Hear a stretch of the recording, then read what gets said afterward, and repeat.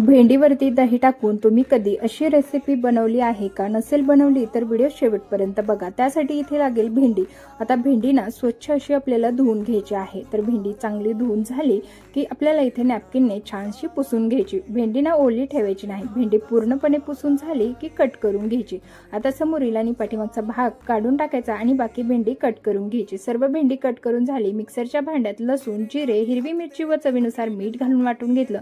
भाजून घेतलेले शेंगदाणे, 1 चमचा बेसन पीठ घातलं, पुन्हा एकदा फिरवून घेतलं। त्यानंतर यामध्ये दही घालायचं आहे। आता दही कितपत आंबट आहे त्यानुसार वापरायचं। थोडंसं पाणी घालून वाटण तयार केलं।